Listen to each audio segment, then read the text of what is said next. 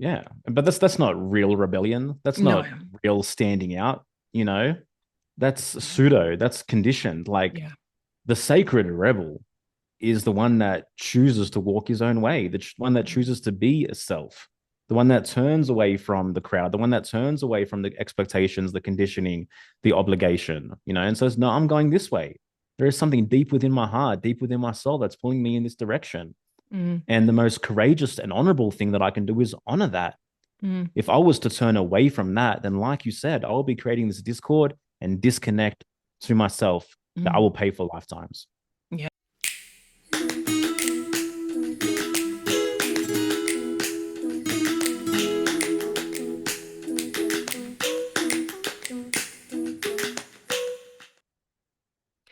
Hello, and welcome back to episode 9 of A Woman Refined podcast. I am your host, as always, Lauren Renee.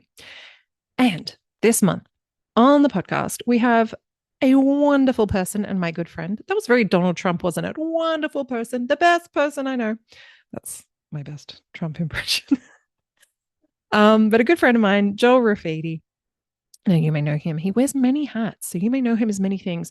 Perhaps you know him as singer-songwriter, rapper Joel Rafidi, who releases albums on Spotify. Perhaps you know him as podcast host. That's right, he has his own podcast with his friend Yerasimos. It's called Are You Here for the Truth? Maybe you know him as content creator on Instagram, and who writes epic think pieces, Joel Rafidi. Or maybe you know him as like an esoteric guru, Joel Rafidi. Either way, he's here and he's open to chatting all things sovereign, all things self work, all things development. Um, and I think this is going to be one of those chats that you have to listen to a couple of times and that's going to sit with you for a few days. I loved it. I loved recording it. I loved having him on. I'm so grateful for his contribution. And he's one of those few people that I just think they're just such rare gems in the world. And I just am so grateful that we get to have his mind and that he shares it with us on this podcast. So thank you, Joel, for giving us your time today. So listen, I love feedback. I know it's strange, but I do. And if you love this podcast and you love listening to Joel, I'd love to hear that you love listening to it because I just do this podcast. It's my little side project for pure passion. I'm going to do it whether anybody likes it or not, but it certainly helps me to understand where to take this, what to concentrate on, and the kind of people that I'm going to bring back if you could let me know if you really love it too. And if you really, really love it, you could do me a big favor. If you could do all the internet clicky things like the post, share it with your friends, follow or subscribe on YouTube or Spotify or Apple Podcasts. By the way, did you know we are, if you're listening to this on one of the podcast channels, and did you know that we have this in visual format? Yeah, it's true. I'm on Rumble and I'm also on YouTube, A Woman Refined Podcast. And you can send me feedback via Instagram or you can email me, a womanrefinedpodcast@gmail.com. Either way, love to hear it. And I thank you so very much for your time. I do hope you enjoy this episode. I enjoyed recording it and I can't wait to see you all next month. Otherwise, sit back and relax and listen to the dulcet tones of Joel Rafidi. Right. Joel Rafidi, welcome to Woman Refined. Well, I'm the most refined woman you've had on this podcast so far. So That is actually my sole reason for inviting you. I thought, what a stellar example. perfect, perfect. No, well, for those of you who don't know, Joel and I go a while back now. We met at a rally during COVID times. Mhm.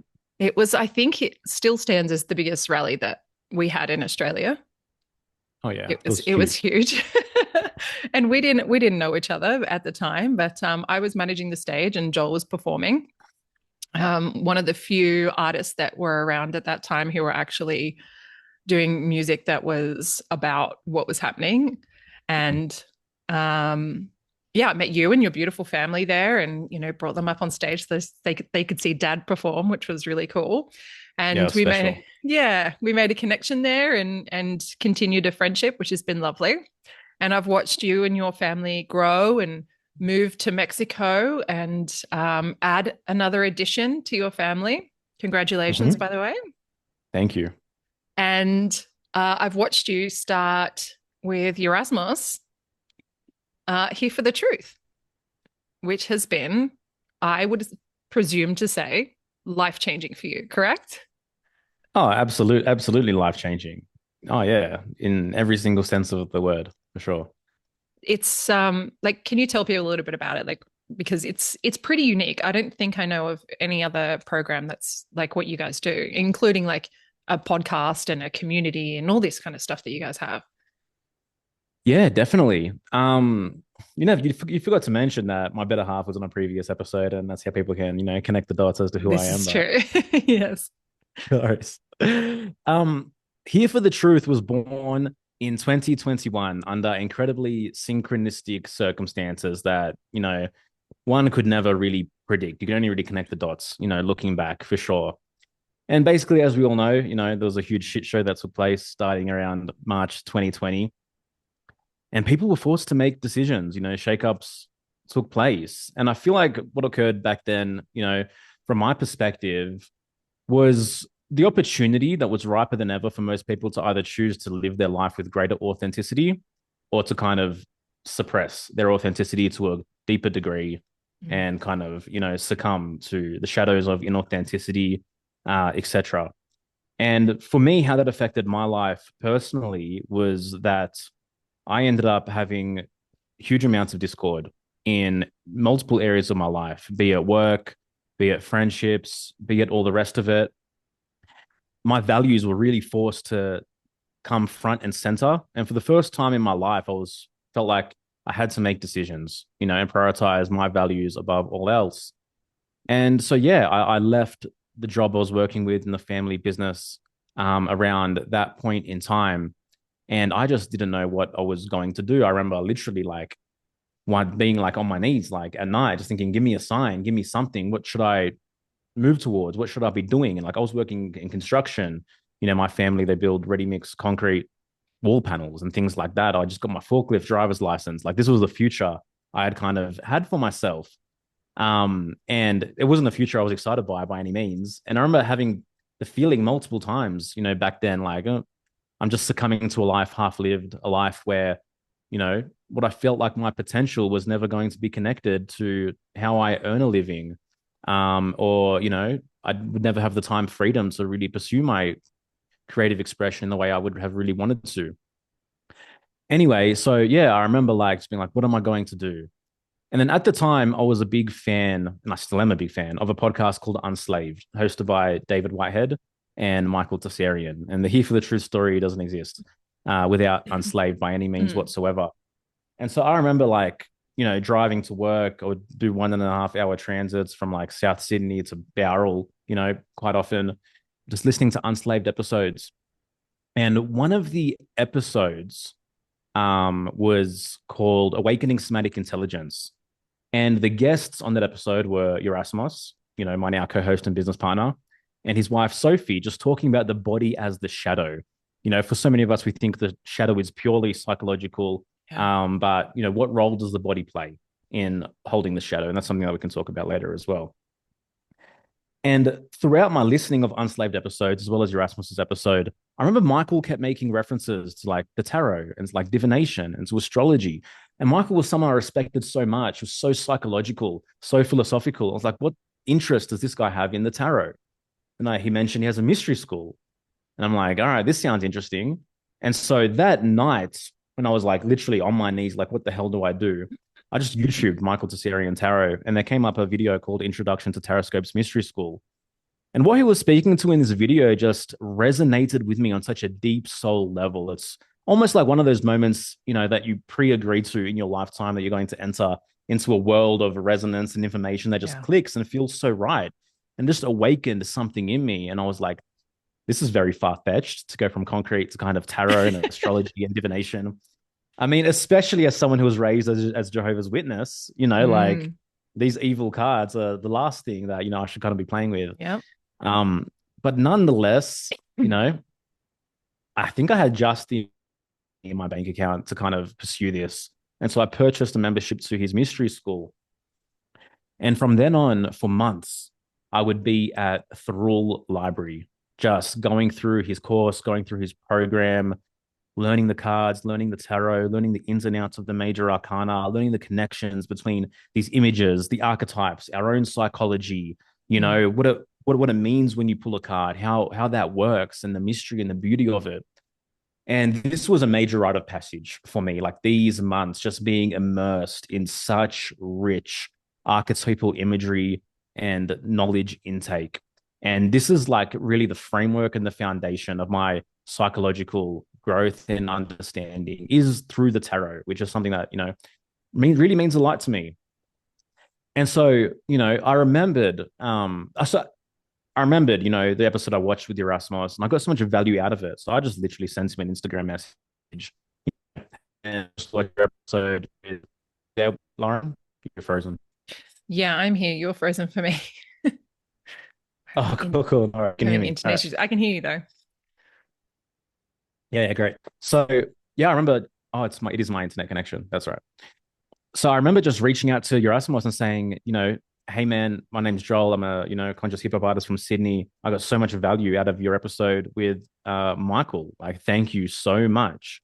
And I just literally responded to that call. I responded to that urge. I sent him a message. Mm. I also sent him my track, Just Asking, which is, Mm. a track about questioning vaccines written Yeah. in written in 2018 before it Mm. came, Yep. Vogue, Vogue, so to speak. um, and he loved it. He was, really into it, and he responded, and we just connected over Tessarian's work, over Unslaved, over divination. He was really into human design, which I hadn't been introduced to yet, and we just decided to jump on a Zoom call. So again, I was in the Rural Library one day. We jumped on a Zoom call. We just broed out. We just connected. And again, it's like it really feels like one of those prior agreements of someone you're going to Yeah. meet in your life Yeah. that's going to change your life. Like it's just uncanny how he and I gel, how we like really fit together synchronistically, um, in so many ways. Like even both being like first generation, immigrant Yeah. families, um, all of it, right? Our mothers are so similar as well. Like it's just uncanny. He really is like the older brother, to me in many ways. Um, and yeah, so we decided that we both really wanted to do a podcast. And we're like, all right, well, let's just arrange another Zoom call and see what happens. So I think it was a week after that point, we jumped on Zoom together. I hit the record button and we just had a discussion about what it means to walk an authentic path Mm. in life. And that was episode 1 of Here for the Truth in March 2021. And I had no idea where this journey would take me, but we just recorded an episode every single week since that point. I think it was episode 3. We started introducing guests. Jay Your Heart, who I think you've also had, Yeah. was our first ever guest on Here for the Truth.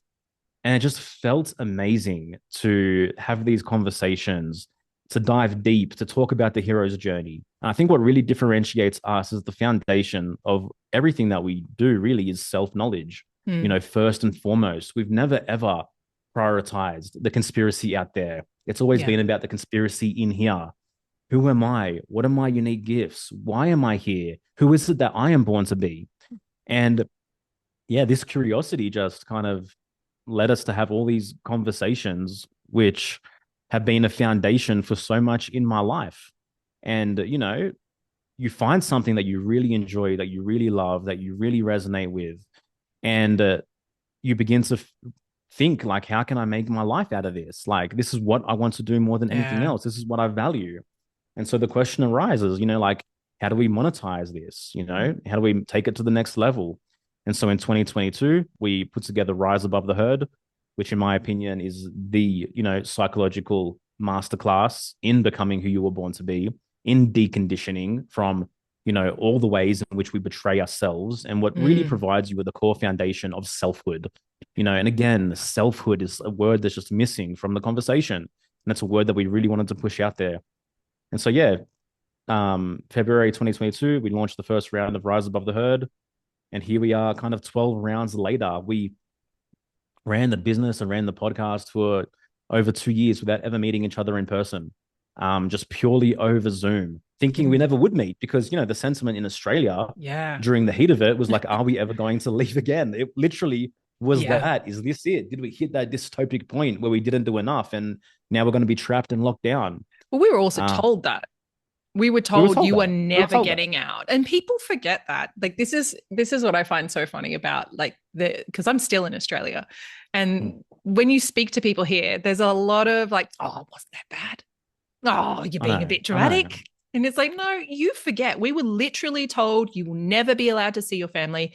You guys all got to go shopping first, and we're told, no, you're never going to be able to go to the shops. You're never going to Yeah. be able to see your friends. You'll never be able to get on a plane. You'll never be able to do anything again. It was like, this is your choice. You've made your bed, lie in it, and this is how it's going to be for the rest of your life. And you can't even escape. Like you're stuck in Australia. We were like literally told you are prisoners. They played the Hunger Games handbook, like 100%. full on, and like, yeah, people have just shoved that into the back of their psyches, into the unconscious. But no, Yeah. I vividly remember, what was Yeah. happening and kind of what I felt and what was going on. Well, I And was yeah, making contingency plans for like living like the Hunger Games. I was like, okay, if this is how it's going to be, how yeah, am I going to create an alternative society? Like, that's just my personality, like type A personality. I'm like, right, we're going to sort this out. I'm going to yeah. create my own society because this No, doesn't work me. exactly. I'll sort it out. And I think that's the healthy mindset. I think that's the healthy way to go about things. That's how kind of I was as well. It's like, okay, you know, the best creativity comes through constraints. Yeah, And so I gotcha. recognized all the constraints Yeah, that were imposed on us. And I was like, okay, so I'm going to build my own world, yeah, kind of based on what I know now is like no longer feasible, what no longer works. Because it forced me to yeah, like exit my comfort zone. It forced me to leave the nest. It forced me to go on the journey. It forced me to enter the underworld. yeah. All the typical metaphors for the hero's journey. Mm, And like I needed that. I needed that more than anything else. mm, And I really believe, like I'm a big fan of Hermeticism, like as within, so without. Like mm. there's cosmic cycles that govern this stuff, and there's cosmic cycles that come around and decide to like force you to grow, force you to evolve. And Yeah, I'm so fucking thankful. I'm so grateful for COVID. I'm so grateful for 2020. It healed me in so many ways. It made me a man. I was a yeah, boy before 2020. It enhanced the quality of my relationships, with my wife, with my family. It, cut out inauthentic friends from my life. It made me yeah, more magnetic to real people that I share values with. I built a career in the fires of that. I built a social media following. Um, you know, and also like that was a big catalyst for also me deciding to be like, all right, let's explore the world. Let's go check out what life in Mexico is like, which again we never would have done mm. without it. And anyway, to close off the story, eventually I met Yerasimos 2 years later in Mexico. And there's a video on our website for anyone that wants to check it out. But oh my goodness, just the feeling of seeing that guy in person and hugging it out, like so many tears, joyous and, Mm. just crying, and, it's been like, what the hell? Just touching him. Like, are you fucking real? After 2 years of just only Yeah. communicating with him through this rectangle. And yeah, it's been an amazing trip and a blessing and a roller coaster that I'm very thankful to be on ultimately. I feel like everyone had a COVID buddy at the time. Like everyone kind of had some internet COVID buddy that they like paired up with and was like, okay, we're like trauma bonded through this situation. So yeah, it is that moment where you're like, oh my God, you're a real person. And this was a real thing that I went through. It's like, because a Yeah. lot of it was psychological manipulation. Yep. And to have then a COVID buddy that's like only in your psyche, that's not in your physical, can be really like destabilizing. To get that realness, that physicality, and bring it into reality would have been so like, there would be an element of your soul, I can imagine, that was like, oh, like what sweet relief. Finally, it's come out of here and it's like grounded into reality. This is my brother. I'm here. Oh, yeah, absolutely. Absolutely. Because like we would obviously like never sure that it was ever going to happen. Yeah. But even just the uncertainty on like taking a first step, on building a business, on Yeah. doing something different. Is this gonna work out?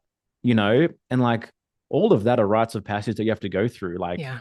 as you take the entrepreneurial journey as well. But we were able to connect, and I'm able to live on this side of the world. And then, to go to Music and Sky Festival last year in LA, no, in NorCal, and just meet so many of the guests that I've interviewed, Mm. over the past as well, and just see people and hug people and be in that environment and Yeah. connect. And perform and be an artist again, you know. Yeah.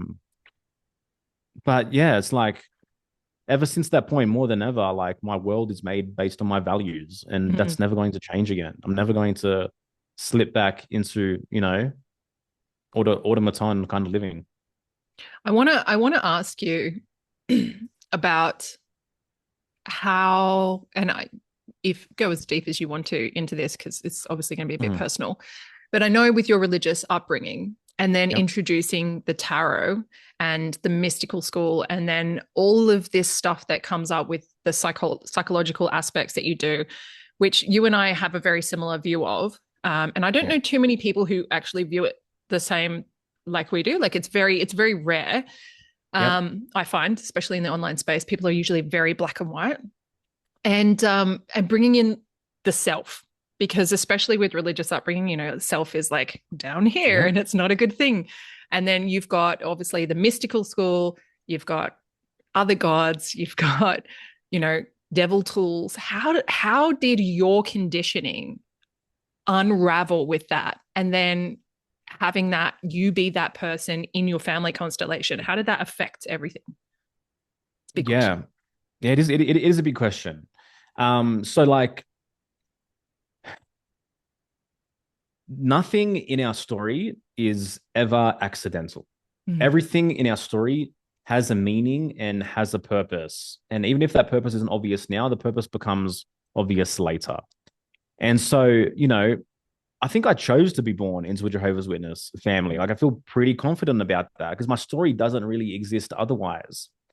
And that was all I knew. And the interesting thing is, I've got a podcast called Here for the Truth.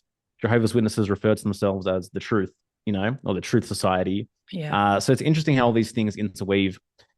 But so my parents started kind of weaning off that themselves when I was around 14, 15 years old. So it's not Mm. like I was going to Kingdom Halls and fully Right. immersed in it and thinking this was the only reality up until I was like, 25, 30, whatever. But the impact that it holds on your psyche Yeah. is like very strangling. And anyone that's grown up, as a Jehovah's Witness kid can kind of attest to this as well. And so, like, it's like there's this like kind of entity or thought form that's just kind of lodged in your psyche, that is Jehovah. And it's like for everything, it's just like referring to Jehovah or just this belief that Jehovah's always kind of looking over you. Mm. Um, and this always self-questioning of, you know, am I doing the right thing? Am I thinking the right thought? Am I going to be punished for this thought? Am I going to be punished for pursuing this idea? So it really is the removal of self, in many ways. And I even think about and contemplate the Garden of Eden story, and Ayn Rand talks about the Garden of Eden story as well. And, Mm. when you think about that from a philosophical point of view, it's like this is the antithesis of selfhood. Because what did Adam want in the Garden of Eden? Mm. What did they want? They wanted to eat from the fruit from the tree of knowledge. Mm. Like they thirsted after knowledge. Mm. And the one thing that God didn't want them to do was consume knowledge ultimately. And so we're saying that knowledge is a negative thing. We're saying that we shouldn't pursue knowledge. And the threat was that they would be discarded from Eden. And what does Eden represent? Like to me, Eden represents like the womb. Mm. It's like this safe haven. We don't have to be responsible for anything. Yeah. We don't have to think about anything. We don't need to exert free will, etc., etc. And then outside the walls of Eden, wow, man is now responsible. Mm. Man now has to think. Mm. Man now has sexual urges, sexual desires. Mm. Man now has to feed himself and figure out survival, etc. Mm. All these things that make a human being what he is, or what, Mm. like the great virtues of humanity, we're saying are things that we should be guilty for and things that we're actually punished for. And you have And to so, like, die because you live forever in Eden. Now you're exactly. going to die. Yeah, exactly right. And so you can have no values if you live forever because, like, what's the point of having priorities? You have all the time in the world to spend energy on everything. And so, yeah, it really is the antithesis of selfhood in many ways. And not to mention the whole idea that, like, someone's going to come and save you. You don't have to be responsible for your life. You don't have to think about your path. You don't have to be rational. Eventually, a magic fairy is going to come along and just sort everything out for you, which obviously is never the case. So yeah, but even I would admit, even by the time I started contemplating the tarot, there was still that little bit of questioning around, is this Mm, safe? Is this okay, etc. And what I found in my personal journey to kind of completely break those shackles and those conditioning and that conditioning, like even I think I was probably like maybe 28, 29 years old, was like I had to do personal revocations to like dislodge this Jehovah idea from my head, you mm, know, which was a hard thing to do, but it was a powerful thing to do. And ultimately, it led me towards freedom to really, honor the self in a deeper mm, way and pursue my interest and pursue my genuine curiosities and to like not beat myself up for like having personal desires or for being an individual or for wanting to go my own way. And that's, I think, is the most insidious programming that religious puts upon us, is that we think that the highest morality is altruism, you mm. know, that altruism is this unbreakable moral code. And altruism to me isn't kindness, it isn't benevolence, it isn't compassion. These are separate concepts that we're talking about. Altruism is that the most honorable moral thing that you can do is just always give to somebody else, to Mm. always put somebody else first, right? To love thy neighbor, even if your neighbor is a cunt, right? Whatever the Yeah. whatever the case might be. Yeah. Um, and so many people just live their lives in this state of complete depletion, Mm. in this state of emptiness, of zero vitality, and they kind of whip themselves anytime they have a thought or a desire to do their own thing, or maybe like not forgive a person immediately, or maybe the urge to want to judge someone if they need to be judged properly, or to set boundaries. Altruism is a world of boundarylessness Mm. as well. And so there is no value for our own energetic currency, which in Mm. my opinion is incredibly sacred, and it's what we actually need to grow, to move forward, to individuate, etc. And so, yeah, religion, all in all, is the antithesis to selfhood, in my opinion. And I did my revocations and I pursued the tarot. And, this just awakened archetypes within me that were incredibly dormant and opened me up to a world of mystery, a world of magic, a world of connection, and a world, where, nature genuinely is the true reflection of selfhood. Mm. And yeah, I don't know where you want to go from there, but yeah. Well, I think, it's so interesting because I often think about particularly Jehovah Witness, and I could have this Yep. wrong, but I worked with a few Jehovah Witness when I would have my first job. I actually worked with three of them. And I've always been a really curious person. And I was not like, I was just like, everyone's like, well, they're Jehovah's. And I was like, I don't know what that means. You know, they're the people that come knock on your door, but I don't know what that means. Why are people like, And I Yeah. remember sitting down and catching a train with one of them all the way home from my first job. And I was like, can I just ask you about stuff? And we kind of chatted and she explained that, I was like, why do you go door knocking? And she said, because we have to convince a certain amount of people to convert to Jehovah's Witness so then we can get Yep. into heaven. And I was like, oh, immediately I thought, oh, that's very selfish. And that's kind of not how it's sold, right? Like Yeah. it is like ultimately a really selfish act to be like, oh, I just need you to convert so I can be okay. And there's also like, I have other Christian friends who are in other denominations where they have other beliefs, whether it be like elect, where there's certain groups of people who will be saved, other people who won't be saved, which in my interpretation is very similar to the New Age ascension. Like some people are going to vibrate at a higher frequency Hmm. and get to experience like a higher dimension, and others will get left behind. It's a very similar like separation conflict, and everybody is trying to get here. Everyone's trying to like Everyone's trying figure, to be special. yeah, everyone's trying to figure themselves out and like, how can we get here? But everyone's like, you should come with me. You should do what Yeah. I'm doing so we can all do this together. And whether it's like, because I don't want to be apart from you and I need you where I'm going, or it's like, I need you to get where I'm going, whatever it may be. Very rarely do I think that people are doing it for pure, like the altruism label that they purport to be doing it for, or that religious organizations spout. Even the churches, it's all like, come, we're bringing you the word, but actually, can you give us all this money as well? That would be really Yeah. great. It's like the more people we have coming to church, the more money we're going to make, the more we can get a tax break, all this kind of stuff. So I think that the psychological barrier, I think, is that the hypocrisy is known but hidden, Mm-hmm. and no one's talking about it, but everyone knows it. And so there's Yeah. this little bit of you can feel it. You can feel that Yeah. there's something shady in religious organizations, and not necessarily religious people, but in particular the organizations and the doctrine that gets spouted, because there is always a self-motivating factor. And what I really like Yep. about like your work and the way that you and myself that we think is like, just be honest about that kind of stuff, just be open, Yeah. and like then all of that shadow comes to light, and it is no longer, it no longer has this hold over you of like, I'm doing something that I kind of feel a bit icky about, because you know that it's not like this truth, you know that there's something a little underhand, a little sneaky in there.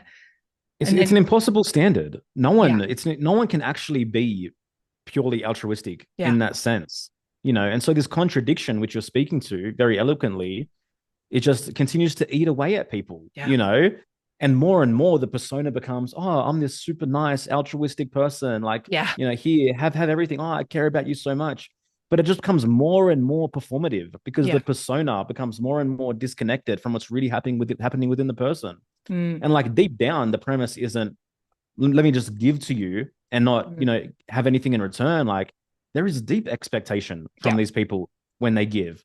And so the relationships that are formed under the guise of altruism, mm, they become so toxic, so burdenous, because the whole thing is built upon obligation. yeah, Oh, he did something for me. Now I've got to go return the favor and do something for him. mm. And it's all expectation born, and it's disgusting. I And in many ways, these people are the most psychologically unhealthy.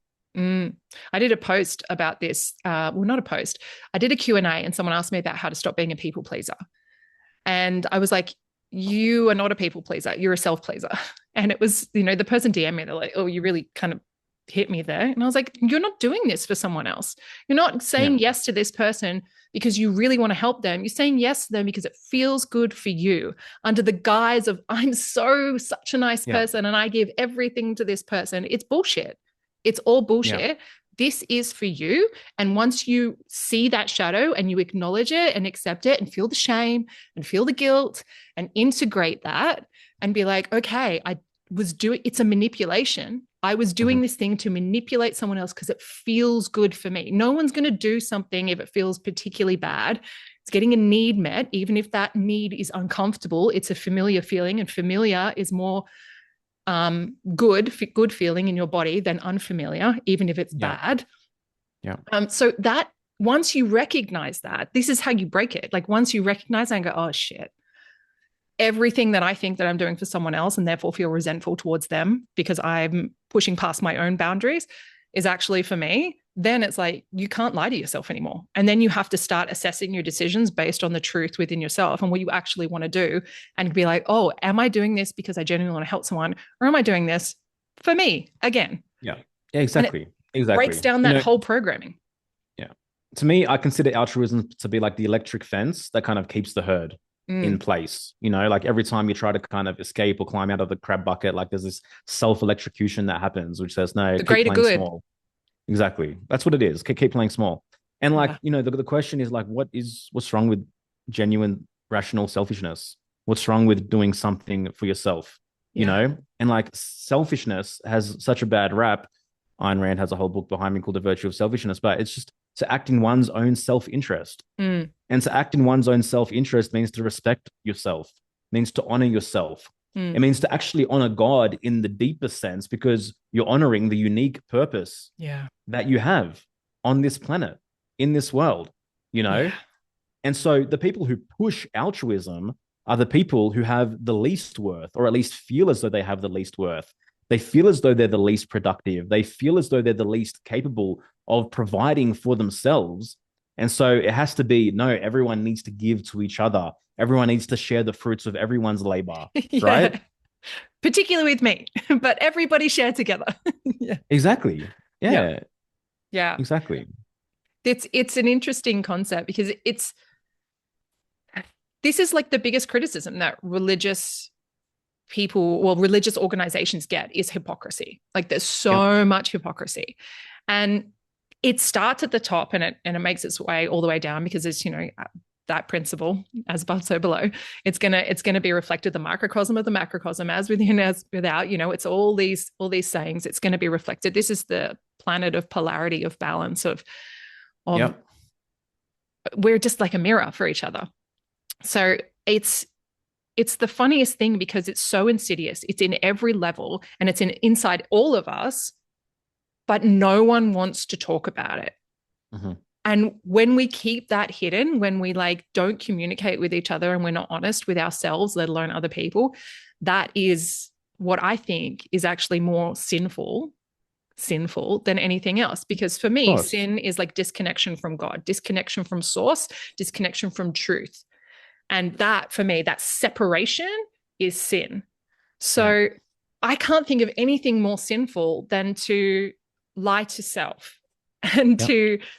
to have that discord within. That's going to cause pain. That's going to cause separateness from God. That's going to cause the actual rupture that you Yep. feel and that needs repair. That's what needs repair is in here. Yeah. The betrayal of self. Yeah, Yeah, 100%. totally.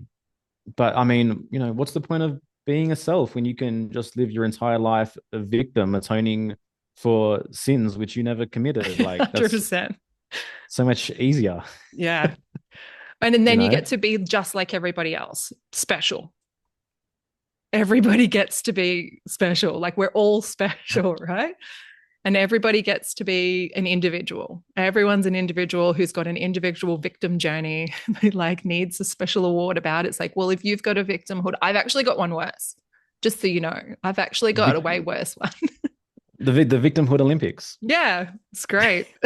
Everyone's Yeah, trying to get totally. gold. It's crazy. So everyone has like different colored hair on that side of the fence, because everyone's trying to like stand out and everyone's And trying that's not to. that's, and that's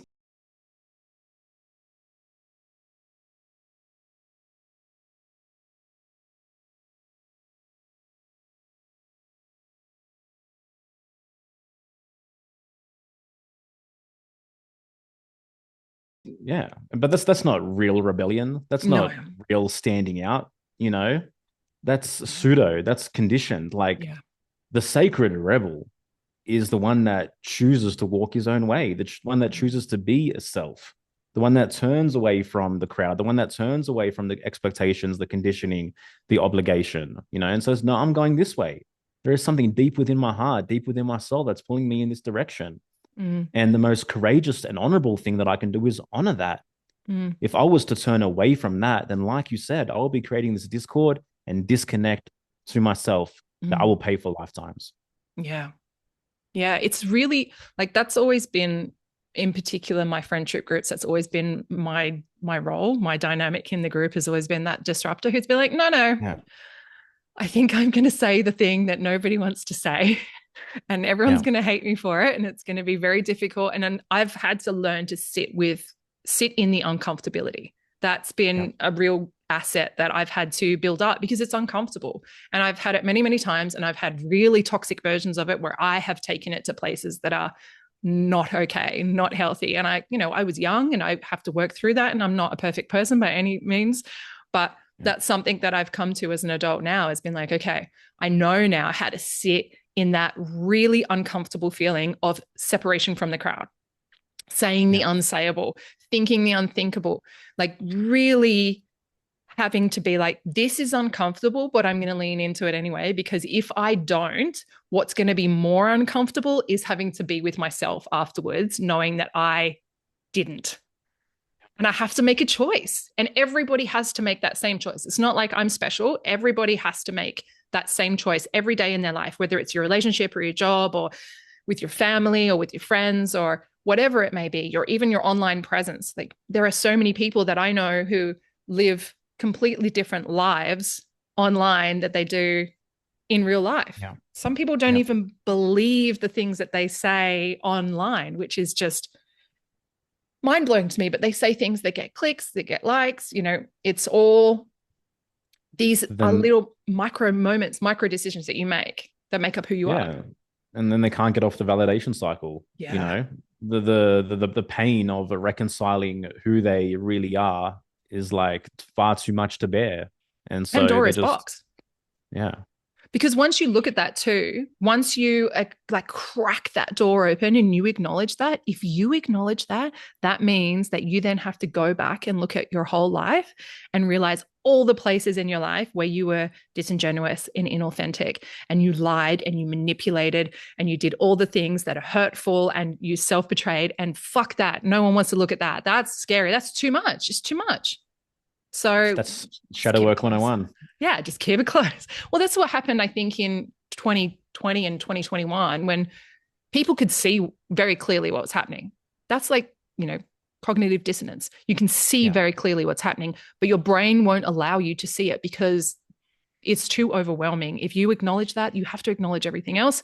And that's actually what's too much. It's not Yeah. this one thing. Yeah, exactly. And that's kind of, what is like unshakable within me is that I just crave equilibrium within myself above all else, you Yeah. know? And, people really like to overcomplicate self development, Mm. but, the only true self development tool is the truth, Yeah. like just build a friendlier relationship with truth Yeah. within and without. And, that is the process of evolution. And it Yeah. requires courage. It requires courage. It requires, radical honesty. It requires you to really listen to that deep inner voice, like that compass. Mm. And most people feel lost because they've shut down the voice of that compass. They can't read it anymore. They've like covered it in layers and layers and shrouds of darkness where it's Mm. impossible to become attuned to it. But it becomes louder. The more layers you peel back, the more difficult conversations you have, the more you speak to the mirror and recognize all the ways in which you've been living in self-deception, you Mm. know, it awakens again, and life becomes beautiful again, and you have direction again. And you're not outsourcing your power. You're not looking for the path out there because the path is inbuilt within you. Mm. And you realize all you have ever had to do was listen, you know? Yeah. It builds trust too. Like I really feel like that's the key is like it's not like I'm never going to have these moments again in my life, but I have done this again and again and again that I have built up a trust with myself that no matter how long or how far away and separated and broken that I may get, I trust myself that I will look at it and I will come back and I will Yeah. repair and I will make that up. And so Yeah, you exactly. makes it easier. The strength of your intuition is directly correlated to the strength of your relationship with truth, Yeah. you know? And so like you get these deeper, subtle senses Mm. of the path.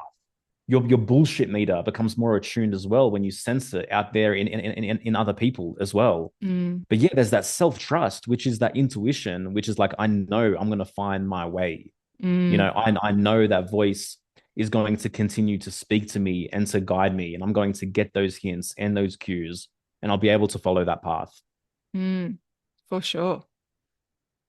Yeah, and it's also like when you hear other ideas, I'm just thinking now about like Yeah, listening to your podcast because you have such interesting people on your yeah, podcast. Like people that I would have never been exposed to half the people that have really changed my life and the way that I think and have really sparked joy and interest for me. And I'm thinking yeah. particularly about Ralph Ellis and Pure Jaguar, you know, Ralph. yeah, Ralph, like Ralph was mind blowing to me. I don't believe all Yeah, the things that Ralph says, but I find him fascinating. And he, for me, was like this little doorway. He was like the secret garden, like pulling yeah, back the yeah, yeah. vines and like cracked Yep. open this door into something that I forgot that I was passionate about. And if it wasn't for your podcast, like I wouldn't have heard that. But I have to also be open when listening to it. I have to not Yeah, be stuck in my ideals of like, no, I know what the truth is. I know this is the right way. Even like, listening to Jaguar, I listened to that first episode that he was on where he was really talking about like pressure yep, and release and building up and how that builds up in the body. And like he wasn't talking about the stuff that he kind of talks about now. He was talking about some yeah, other stuff. And I was like, oh, this guy is interesting. And then I started following him and then we started chatting and I was like, oh, there's all this other stuff that now I'm open to like I didn't really, understand before. Yeah, but this is Domino the effect. path. This is the Yeah. path. Your genuine curiosity Yeah. is is your signposts throughout Yeah. life. Like, just think about all the dots that have to connect for you to be where you are now, for us to even have a conversation, for, Yeah. like, if I didn't listen to Unslaved, if I didn't honor my Yeah. intuition to message Yerasimos, if we didn't get on a Zoom call, if we didn't, like, there's this idea, there's actually a book, it's called Why Greatness Can't Be Planned. Yeah. And the idea is, looking back, the stepping stones of the journey look nothing like the final destination Yeah. ever. And the stepping stones are just bit by bit, you answering the call of your genuine curiosity Mm. and moving through life. Then all of a sudden you end in this place. And it's like, how the hell did I get here? Right. Even for And you it's and just, me to meet, because we were yeah, told we can't leave. We couldn't go to Sydney. We were all going to be arrested and we had to get like special permission to leave. And it was like, to have yeah, this protest, we had to make a decision at that point. Are we going to yeah, do it and be damned the consequences? And perhaps we all get arrested, 100,000 people. Good luck arresting everybody, you know? And we're going to do yeah. that. We're going to stick our necks out. We're going to be the ones on stage, the ones being filmed, the ones being on the media, the ones, who are now going to be quote unquote leaders of a movement. But Yeah, the people who stood up and said, okay, and that's a big decision to make. But you and I could yeah, have easily been like, I'm not going to risk that. I'm not, you've yeah. got a young family. If they take me away, I can't make money from they're decisions that need to be made every day. And you have to make these choices. But those choices then lead to like, boom, boom, boom, boom, the domino effect that ends up being your life. Fortune favors the bold. Yeah, 100%. You know, you have to be the hero of your own life. Mm, Why else are you here? Why else do you live? Why else do you exist? If it's not to make bold, courageous decisions in yeah. genuine service to the calling of your soul. Why? What the fuck are you doing if you're not answering that call? And the most insidious thing that you can do time and time again is to not pick up the phone, is to turn away from it, is to continue to choose the familiar, the comfortable, that's going to eat you away in the slowest death imaginable.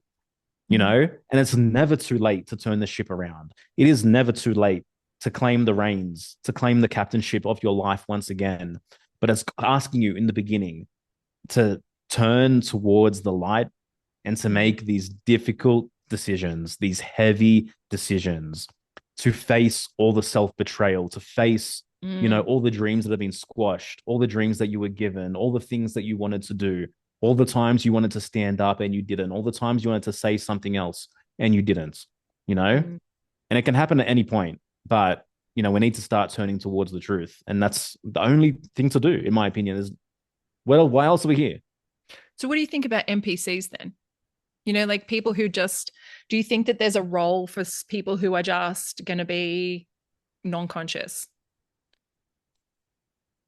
I question whether there's like genuine NPCs. Sure, there might be genuine psychopaths that are Mm, genuinely soulless and are too far gone. mm-hmm, But for the most part, we're all at different stages of our own journey. Like, mm, not everyone is going to be starting a podcast called Here for the Truth and having these conversations and wanting to so radically dive into self development and at all costs. Like, we're all at different stages, but we all have our own versions mm, of honoring the self, of choosing to be courageous, to honoring the truth. And like, so there's microsms and there's macrosms of it, like, for some people that might be exposing, satanic clubs and the Illuminati. For others, it might be telling your boss to fuck off, yeah. right? But there's levels of it, and we all have our own versions of it, I Mm. think.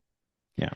I think so too. I think it's hard to, and this is something you get in our side of the fence, the conspiracy world, where Yeah. people are like, well, if you don't believe in X, Y, and Z, which is all the things that I believe in, if you're not aware of this, you must be controlled opposition, you must be a fed, you must be not a real conspiracy theorist, you're part of the problem, you're a Illuminati, you're a Zionist, how come you haven't been arrested yet? You must be working for, like, it's just, if you are not conforming, which is so ironic in the conspiracy realm, but if you are not Yeah. conforming, then you must be like the other.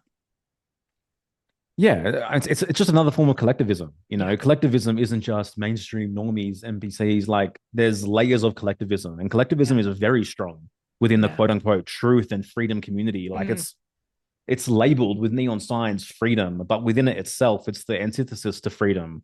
yeah. Like I would much rather hang out with triple jabbed Bob from the office than, the Yeah. quote unquote regular truther that's like 100%. everything's a fucking conspiracy, Yeah. like, yeah. Yeah, 100%. I know it's almost a red flag for me now when someone's like, I like conspiracy theories, or I'm like, oh, I don't know about that. Like It's a look. I love it, There's but a to Yeah, advertise it. and there's a process on the journey as well. So I have Yeah, compassion as well. Like there is a process. Like people, like imagine just going along, plodding along, thinking everything's dandy. The government loves me. Like I life is know. great. Life is bliss, etc. Then all of a sudden being hit with, Yeah. this plethora of information that turns your life upside down. Like there's this disorientation phase. Yeah. But the problem is when people get stuck in there and when they just identify as, Yeah. the freedom person or the truther person, and their constant life is like calling out this bullshit on Facebook, sharing, Mm, this ridiculous information 24/7, most of it which has no, verification at all. yeah. I And think like again, it's the programming. They're still in the it is same programming of not thinking for self, and just it's like instead of sharing mainstream stuff, which they might have done before, they're yeah. just sharing Like conspiracy stuff. for It's me, worse. like waking up has never been like waking up to all the grandest, Yeah. exoteric conspiracies that exist out there. That's not what Mm, waking up is to me. Waking up is, am I honoring the dictates of my soul? Like I'm mm, saying, am I being courageous? Am I honoring the truth that exists within me? Am I becoming more self-sufficient, more self-reliable? Am I becoming a more loving husband, a more caring father, a mm, more compassionate human being, more expanded person, someone who's more aware of my own psyche, right? mm, The wholeness that exists within me. Am I aware of the opposing parts that exist within me? And this is what the process of waking up is to me. mm. And, it's kind of been hijacked in this sense where it's like, no, waking up is having all this, exoteric information, much of which is likely bullshit, the Yeah. more that I kind of sit with it, to be honest with you. And so, like, genuine waking up is like waking up to the self. Mm. And I And there think is a conspiracy. I'm not saying there isn't a conspiracy. yeah. There's obviously a conspiracy. But to me, the grandest conspiracy that exists is the one that would have you betray the self. Yes. 100%. 100%. I completely agree. I think it's I think it's interesting because so many people will talk about the programming that they see in the outside world, but forget about the programming that's still going on inside. The fact that so many people are still stuck in the fear state as well. Like people are coming for us. People are, they're going to do this, they're going to do that. It's going to be this big thing, like the 8/11 thing that happened. Like it was just crazy last year, like there's something new every week to like cause a sensation and be like, this is going to happen. This is going to break down. Um, it keeps them in this state of fear, which they would then say that's what mainstream media does, but yet they're perpetuating the same situation that they're trying to wake people up from. And I Yeah. get it because look, you and I were kind of in this realm before 2020. So we have an ability to kind of, we've had a while to integrate all of this. And we were able to kind of step back because when we were like doing the anti-vaccine stuff beforehand, um, it wasn't like information overload. I remember watching like Zeitgeist on YouTube on my work computer when I was 22, I think. Like, Yeah. a long time ago. Let's not say how long ago that is, a long time ago. And, like that's a long time to integrate this information. And it what had to get Nexus magazine because you couldn't access a lot of this stuff on the internet.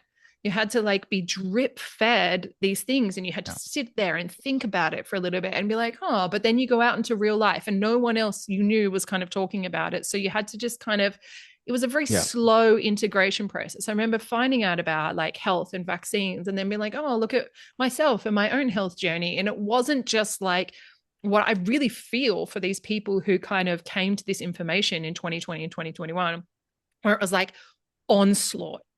massive information download at once and absolutely no way to tell the difference between truth and what someone's idea is and someone's like Yeah. own conspiracy that they've put on the internet. And I see this all the time when you see those reels where people ask I asked Alexa or I asked Chat GPT, like, how are they going to take over the world? Or what's Hillary Clinton Yeah. really up to? I'm like, no, they don't have their own intelligence. They're just scanning the internet. So if someone somewhere had an idea that, you Yeah. know, Joel Rafidi was a reptile from Mars and they put that on the internet, and then you go, what's the real story, Chat GPT, about Joel Rafidi? It's like, Joel Yeah. Rafidi is an alien from Mars. It's like, Yeah.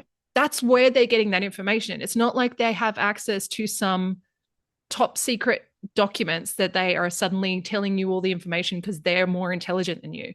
Like, people just Yeah. don't even understand what's truth and what's not truth and how the world works these days because it's just so much to integrate and take on board. So it's almost like an attack on the psyche for them.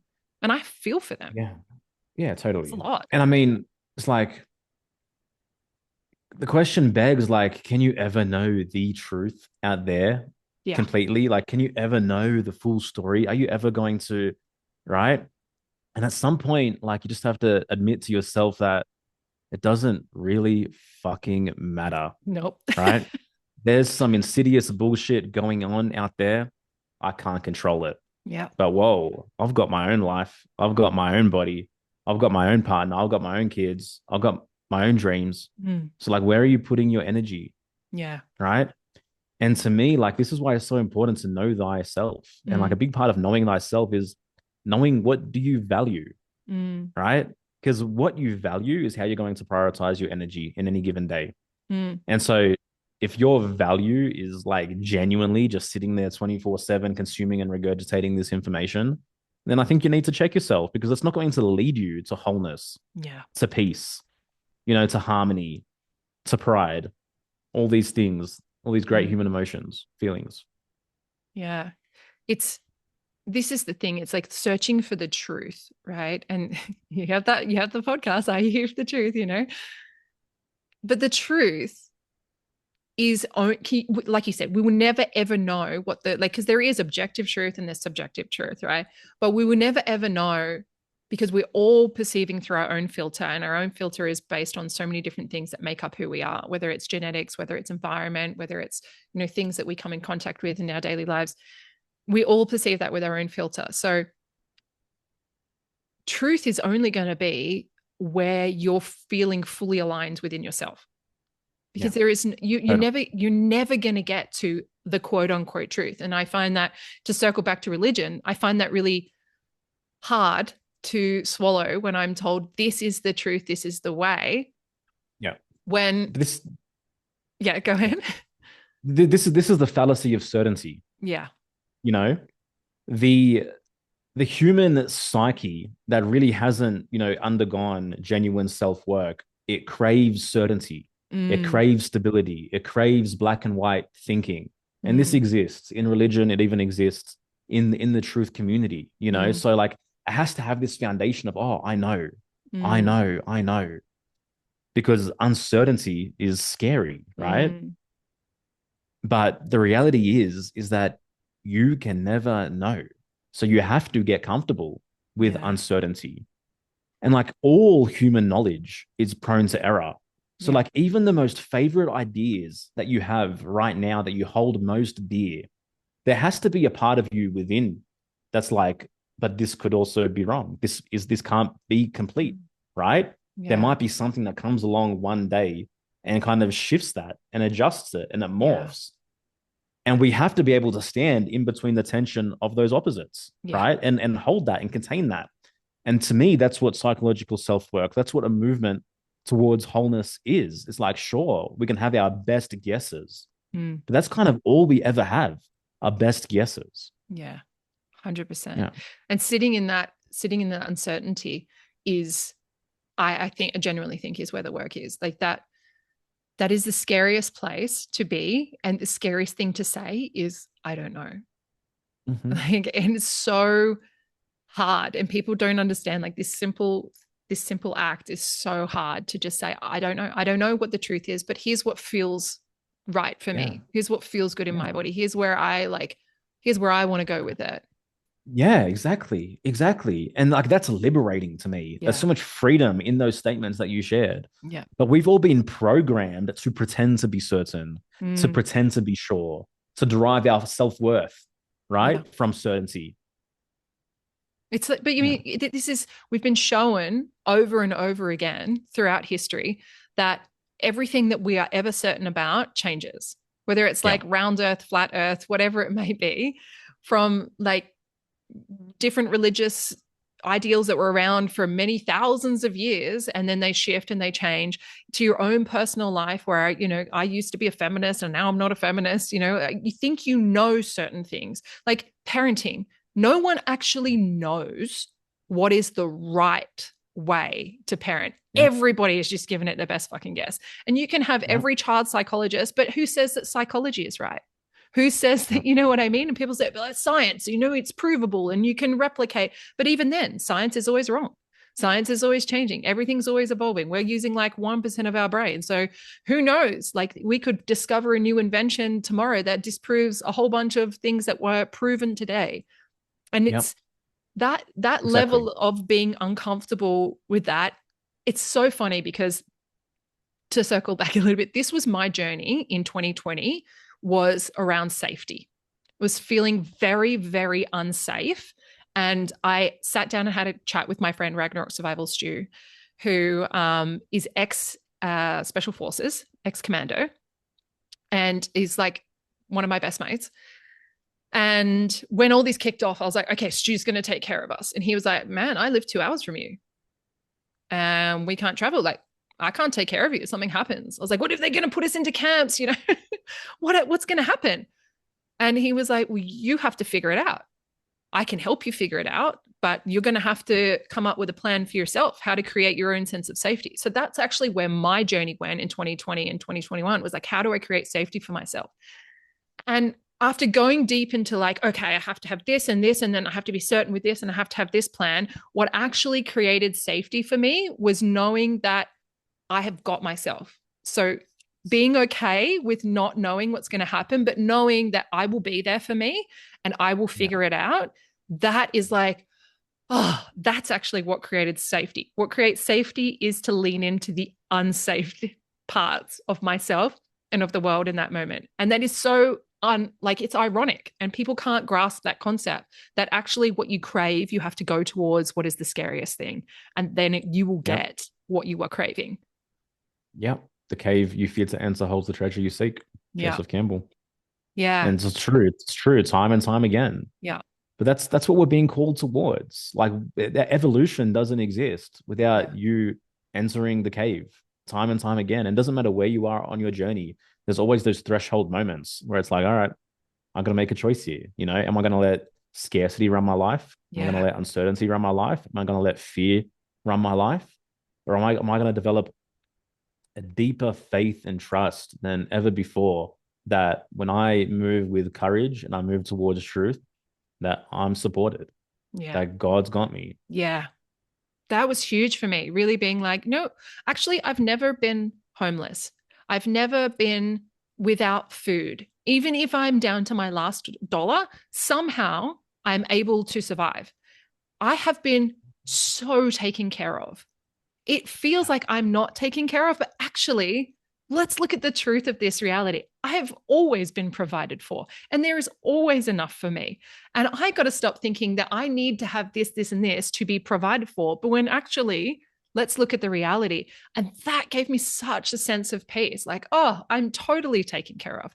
And that gives me the Yeah. freedom then to move in a way that is so authentic, because I'm not running, I'm not like survival mode. I'm like, that's good. God's got that. I'm sweet. Yeah. And I Exactly. am provided for. So therefore, I Yeah. can be like, well, okay, now what do I really want to do? Yeah. I love that. Thank you. I mean, you survived 100% of your darkest days. Yeah, you're here. Like people like this, they think God is boring. Like they think like the provision or how we Mm, receive happens in like these very linear ways. yeah, And they're not really taking stock of all the ways in which they're provided for, in which they're yeah, cared for, in which they're supported. yeah, And yeah, that's been a big thing for me as well, for sure. yeah.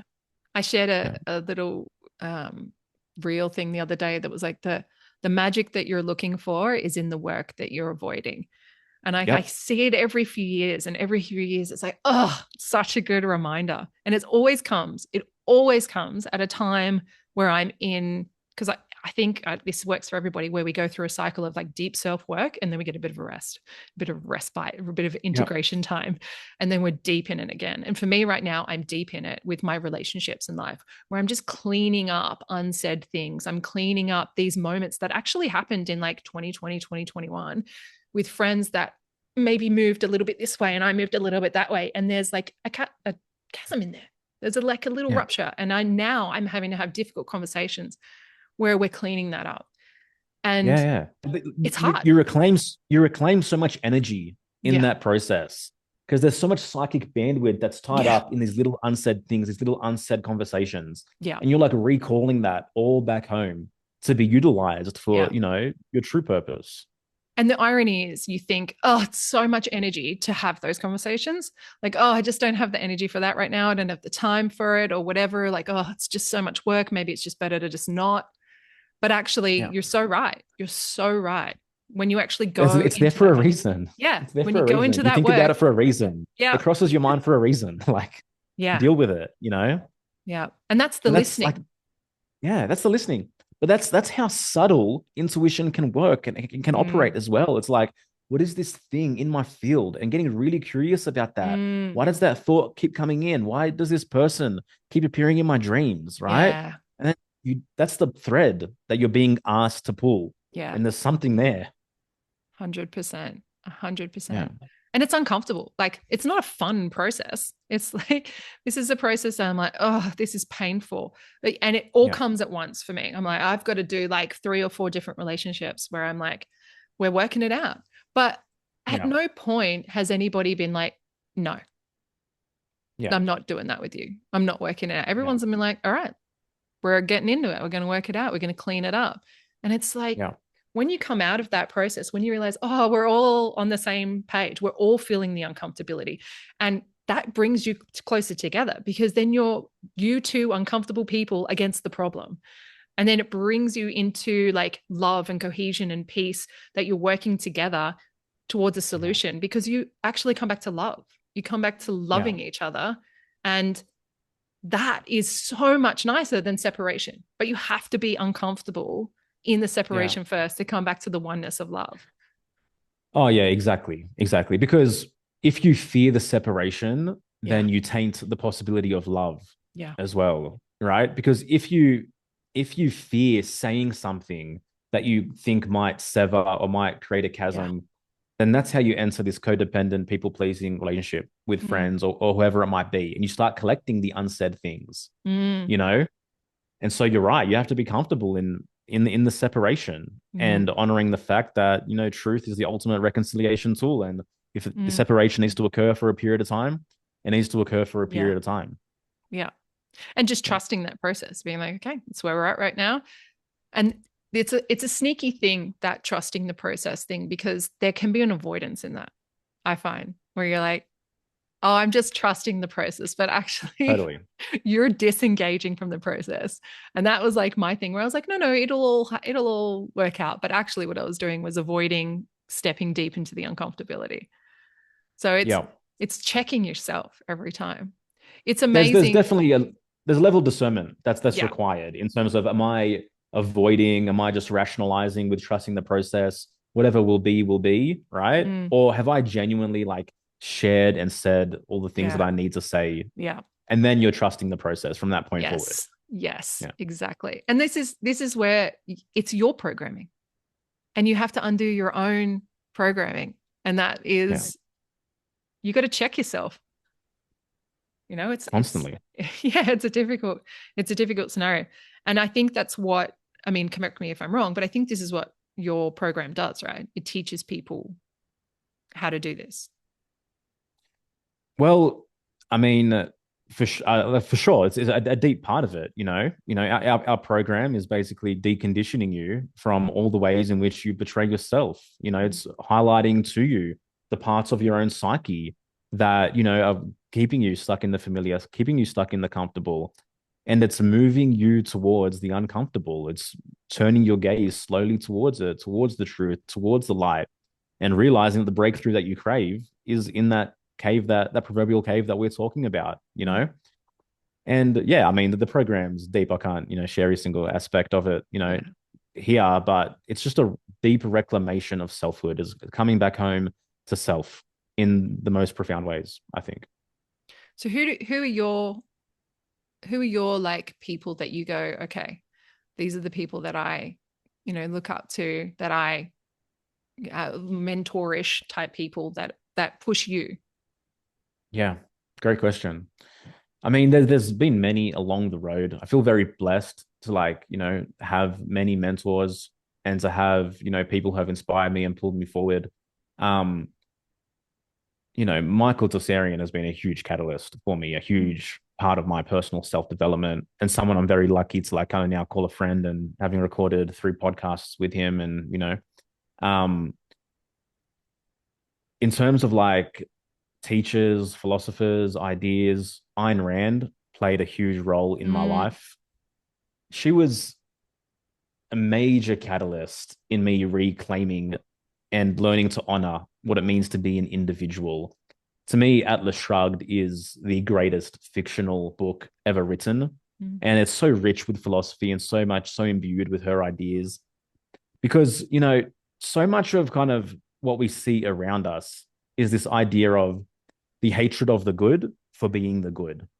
And that's the Mm. programming that we're dealing with. Like, as a society, we've fostered this idea where it's kind of cool to hate excellence. Mm. When we Especially in see Australia. people, especially in Australia, when we Mm. see people rise, when we see people become successful on their own terms, we call it tall poppy syndrome in Australia.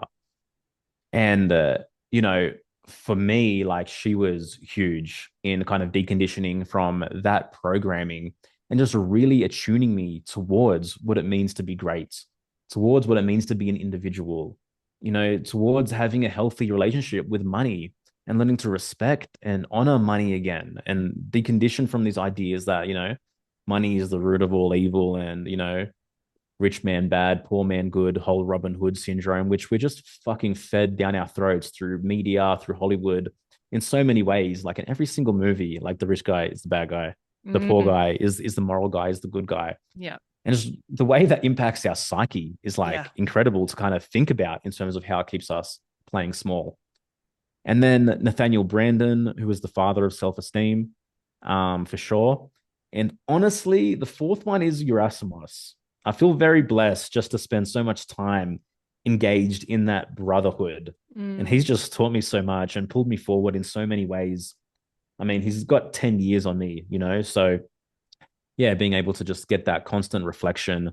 And I mean, he introduced me to parts work. He introduced me to human design. Mm. So many different ideas, which have been so fruitful for my life as well. So yeah. Mm. It's something that there's two things that I think that are missing from our society these days that we had in the past that I think were incredibly valuable that we don't have anymore. And those two things are rites of passage and mentorship. We don't Oh, have elders that like guide us anymore. Our elders kind of don't really know what's going on a lot of the time, the yeah. majority of them, shall we say. Yeah. And it takes a lot of work to find people who are above and beyond where you're at. And I think that's really important for people, for you to be in rooms where you're not the smartest person in the room, for you to be in Oh, rooms where you're 100%. challenged, where you're held accountable by people, where people are like, hey, this is not the best version of you. And I know that. And you're being Yeah. an idiot right now. People who are going to call Yeah. you up rather than calling you out. And people who have been there before and be like, I've been where you are and I get it. Yeah. And here's how I got out of it. Now your journey is going to be different, but here's my advice from that. Like that is so valuable. But I think that the rites of passage part of that is a part of that, I should say. The rites of passage, I think you Yeah. need to break one of the rites of passage that Joseph Campbell talks about, but is that breaking down of the self first. You have to die to who you were in order Yeah. to allow like an elder or a mentor to come in and help mold you into who you're meant to be. Yeah. You have to have the awareness that you don't have it all figured out, Yeah. that your life isn't the reflection of what your potential really is and what you're truly capable of. Yeah. So yeah, there's not the elders in the village that are going to come and guide you anymore. You have to be forward. You have to be proactive Yeah. to kind of seek out mentors, seek out new ideas, seek out the knowledge and the information. And over time, trust your intuition, trust your Mm, curiosity about who you resonate with, who you're magnetized towards, what messages land deeper than mm, others, and really being forward in finding out what's underneath that. Who can mm. I speak to? Who can support me in this? And we all need mentors at every stage, I think, and Yeah. that never really ends. Yeah. I think one of the best things about mentors is that they they hold the space for that death, for that real, like when you're breaking apart and when you're like, oh, I'm having like a real ego death right now, like where my whole identity is being shattered, who I thought I was or how I behaved, or these ideas that I have about myself are just crumbling. And I'm having to Yeah, go through, and we all go through this like time and yeah, time again throughout our lives. They're there just holding the space for that. They're like, I hold who you were, and I hold the potential I see that who you can become. And I'm also holding this third thing, which is you in that underworld process. And this is something that like yeah, mythology talks about all the time in so yeah, many different myths and religions and stories, where it's like you have to have this death process. Then you go into the underworld where it's deep and it's dark and it's murky and it's scary and it's like rotting flesh and death and all of these things yeah, that we avoid in real life. But there's the rebirth process, and the rebirth is like light and beautiful and clarity and like support and love, and it's coming back up rather than being down.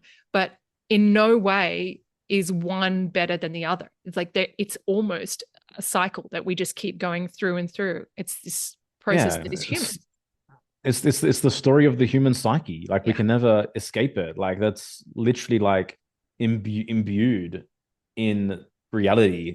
It's in the cells of every single aspect of this universe. Is that story which we just find ourselves continually playing out in a multitude of ways. Yeah. And yeah, like it's not the beauty and the success and the light and the victory. It's not possible without the darkness and the Mm, depths and the sadness and the feeling like you're breaking down. It's like mm, you have to honor and appreciate both. And that's kind of what the lemniscate, the infinity mm. symbol, Yeah. Yeah. represents in many ways, which is symbolic of this nature, of this reality. And you need a witness to that, because if you don't have a witness, I think that's where like depression and isolation and all of Mm. these the real darknesses come in, because you're not being witnessed in the human experience and the human journey. And that's where those elders and those mentors really come in, because they're not fixing anything. They're not like doing it for you, but they're just Yeah. there to witness you. And that is such like a key role. When people don't have that witness, it's like they fall apart. There is so much power in being seen in Yeah. your process. Yeah. 100%. Just even like, the major breakthroughs that happen in Rise Above the Herd are really just being held in that group container and being witnessed by 11 other people around you in your Yeah. vulnerability, in your authenticity, you Yeah. know? And that's how you move that energy. That's how you close one chapter and Yeah. genuinely open a new one, is through being seen Yeah. and through feeling safe in that. Yeah. 100%. 100%. And even, I was just last night before I went to bed, I was scrolling through your Instagram. I was just like, what are the kind of things? And I realized how many posts, by the way, that I have never seen before. I was like, wow, you are deeply shadow banned still. Because I've never seen this post. I've never seen this one. I haven't seen this one. Like you come up on my feed every Yeah. day, but yet I haven't seen, like, you just like, guys, if you're listening and you haven't checked out Joel's post, I mean, I'm sure you have, but his page is like phenomenal. Like your writing is, please put it into a book. I think I've said this to you before. I was like, you should You said it write. to me a few years ago. You said it to me a Yes, few years you ago. need to. It's a coffee table book where I'm like, all of this information, all of this advice. I would buy it and I would have it on my coffee table. It's almost like a daily calendar, like word of the day type situation. Like, what's Joel's piece of advice for today? I love it. I think it's so great and I think Thank it's so you. profound. Um, Thank you. but yeah, I was scrolling through all of that, and I came across the beautiful video of Alyssa, who was giving birth to Tiara. And it's like that moment watching you, you're not doing it for her. You're just witnessing her in that death and rebirth process and in the Yeah. literal birth process of your daughter. Like you're just Yeah. there witnessing. You're just there holding space for her. And it was like, wow, so Yeah, and just powerful. literally just containing the energy and just gently reminding her when she needs it of how perfect and powerful she is. Yeah. And that was all my role was pretty much. But it's an Yeah, important role. Like, how scary of for her course. to have to do that without you, without someone witnessing her, without someone like to be seen in that process of her own complete breaking apart, that death process of birth. And then to be, and I saw, your other two daughters come in and, like her face was like, oh my God, guys, like I did it. Like she was I did it. getting Yeah, her own like reflection back to her through her daughters, which was yeah, so like in the witnessing, she was seeing herself. And it yeah, was just such a beautiful, like I was in tears just watching it. And because I know her as well. And I was just so moved. I was like, oh my God, it's so beautiful. But it was that moment of look, I look at what yeah, happened. Look at what I did. And her daughter's being there like, oh my God, mom like had a baby. I got a sister now, another one, it's so yeah. cool. That moment of witness. It's like, It's so magical, and like at the core of our humanity, it's like we crave that. yeah, We need that. We need to be seen. We need that connection, yeah. And so like there's a shadow to like pure individualism as Mm, well. But individualism is the prerequisite for like healthy community, for yeah, healthy connection. You can't have community and connections and families that are built on the suppression of the individual. yeah. The healthiest communities are that which honors each person's Mm, individuality at the foundation of it. And then like genuinely being seen by other people and being witnessed in your process and feeling those moments of connection, like just so heart opening. Like there's nothing like that. Like that's the pinnacle of human mm. experience, in my personal opinion. This is the shadow side of the internet, right? Because everybody's just here on the internet trying to be seen, trying to be witnessed in who they are. But not there's very few people who are being authentically who they are. And it would be hard to be authentically who you are on the internet, even if you're being filmed 24/7, to be Yeah. witnessed in that level of authenticity, which is what you're really craving. That's actually the desire that's underpinning and running that program for you being on the internet and being like, I'm Yeah. going to share this. It's like I have this desire to be seen and acknowledged for who and what I am, but you can't fully be because And you it's don't not even need real. the internet. You need one person. You need one 100%. person that you can be vulnerable with. Just a Yeah. single individual that sees you a little bit deeper Yeah. can change everything. I think this And is the so many issue with people I men feel today. like, sorry. I feel like that's the issue with men today. Like they don't Oh, have that person. absolutely. Absolutely it is, And men are kind of, I guess, for whatever reason, the least inclined to kind of open up and to seek genuine brotherhood and set genuine friendships. And when it comes along, it's the most beautiful thing in the world. But yeah, I think so many of us, have felt isolated Mm, in our own minds, trying to hold everything together, mm, trying to, piece the puzzle completely together without help, without feedback, without someone else, hearing us and observing and seeing. But yeah, I mean, the friendship I cultivated with Yerasimos transformed my life mm, in every single way. Just having someone that you can fully trust mm, and that has the emotional capacity, you know, for your shit, mm, right? Because so often, especially as men, we want to be seen as having it all together mm. all the time, knowing the way, knowing the path, knowing the direction.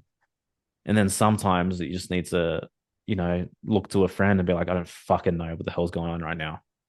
Yeah. And just sit with that. Yeah. Yeah.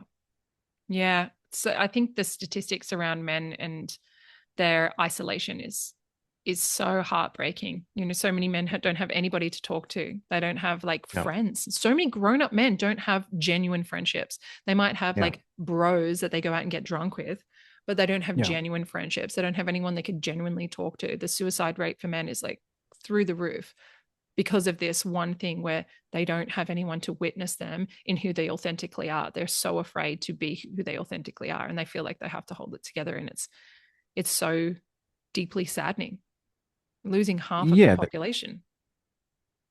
Yeah. Yeah. It's the fear of vulnerability, Yeah. the fear of, hey, man, my marriage is in a really fucking bad place right now. Mm, Like, hey, man, like, I'm really struggling as a father right now. Mm. I don't know if I'm doing all that I can. I don't know what I'm cultivating for my children here, you Mm. know? But yeah, we have to go there. 100%. Yeah.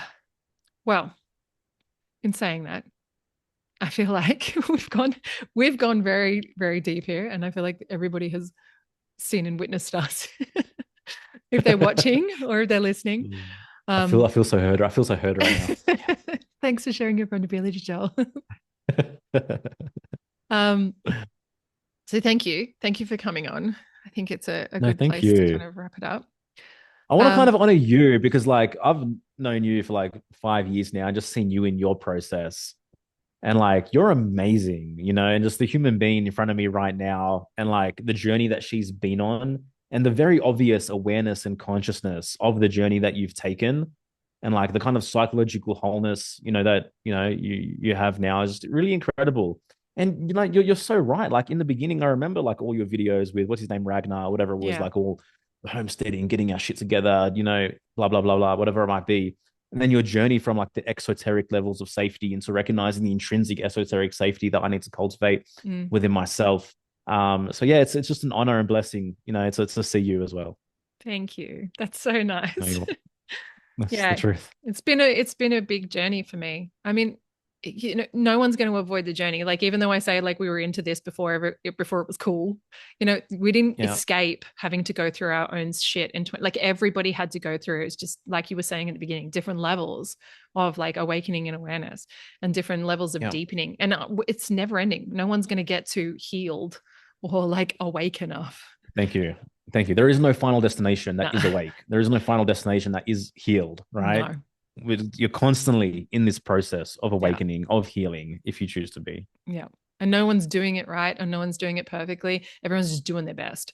And if we can all just hold a little like grace for each other, like, hey, okay, you're just doing your best. I'm just doing my best. I don't have the answer. I don't expect you to have the answer, but fuck it. Let's figure it out together. Yeah, exactly. That's the myth of perfection, you know? Yeah. And perfection is a myth that comes again to us from religion, like thinking that, you know, we need all need to be like Jesus, you know, but like perfection is not the goal Yeah. and it's not what we're seeking. It's Mm. wholeness, which we're seeking, you know? It's recognizing that we're all capable of the most manipulative shit possible Yeah. and the most angelic shit possible. And you have Yeah. that within you, whether you'd like to admit it or not. Yeah. That's something that it's so interesting for me about that religious programming because it's like the myth of perfection, like we should be more Christ like.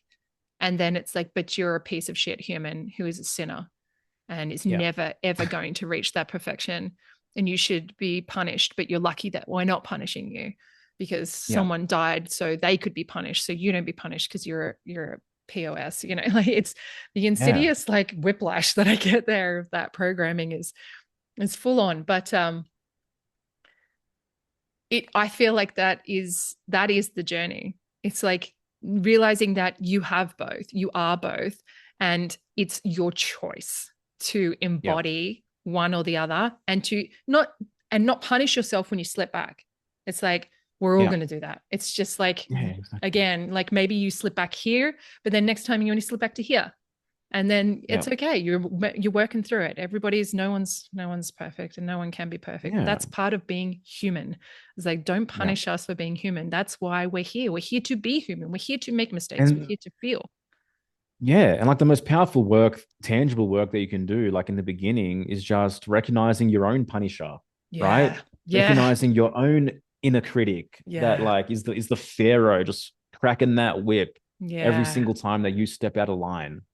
And it's not about disowning the inner critic or disowning the punisher. It's about understanding yeah, what's really happening there, you know? So just try cultivate a friendlier relationship with all these different parts of yourself. yeah, Bring more ease within, bring more harmony within, be more gentle, be more softer, be more compassionate with yourself, first yeah, and foremost. You know, like you don't need to have it all figured out. You don't need to quit your job today and be an entrepreneur and move countries. You don't yeah, need to, right? Because that can be fuel for the inner critic yeah, as well, right? Why didn't I start my journey earlier? Why yeah, didn't I have all these difficult conversations earlier? Like people can hear this stuff, then they can get even more disoriented, you know, within themselves. yeah. But no, the first step is just building a friendly relationship. with Yeah, self, you know? 100%. Well, Yeah. can you tell people where they can find you and how they can help their own journey by joining your course? Oh, well, now that you mention it, um, you can find me on Instagram at Joel Rafidi. I'm on X at Joel Rafidi, dropping, insights pretty much daily at this point in time. In terms of, the foundational access to, deeper kind of offerings, it's all at hereforthetruth.com, where you can view now all 235 of our episodes. Um, and with Rise Above the Herd, which has been our kind of flagship program, that's not running again. We've had the last live round, which is in process now. But I believe in the not too distant future, that's going to be like its own online learning experience that people can engage in at any time, just without the group coaching component. So I'm really excited to get that off the mark, and we'll probably be launching the next frontier for us in terms of live group coaching later in the year. But in the meantime, our membership community, Friends of the Truth, is just the most fun place on the internet. And I'm not just saying that. It's just the deepest people, who are vulnerable, who are authentic, who are super fucking politically incorrect, and they're Yeah. okay with it. You know, Yeah. it's just a good time. And like, there's so much power just in being in a place where you can be real. So Mm. that's the one thing that I would, push people for if they're interested in going a bit further is Friends of the Truth. And you can get there from hereforthetruth.com/FOTT. And, for the podcast, just search Here for the Truth wherever you listen to podcasts, wherever you get them. And we're there dropping episodes every single week as well. And you have an album that you just released. I do. Yeah. So my side quest is that I'm a conscious So hip hop good. artist. So good. This was initially, the primary quest. But yeah, Scorpio, my brand new, well, it's not brand new anymore. It was released October kind of last year. But this is, yeah, a current creative body of work that I'm super proud of. So if you're a hip hop fan, you're looking for something with a little bit more bite, a little bit more deep in terms of the messaging, then yeah, I definitely recommend checking that out. So I'm on Spotify just under my full name, Joel Rafidi as well. There's no, rap moniker or anything like that. So yeah, I'd love for you to check it out. Mm. I hope everyone does. Well, thank you for coming on the podcast. And maybe we can come back again and we can have deeper chats next time. Totally. Anytime, Lauren. It's been awesome to hang and to have this conversation. So thank you. Yeah. Thank you. Cool.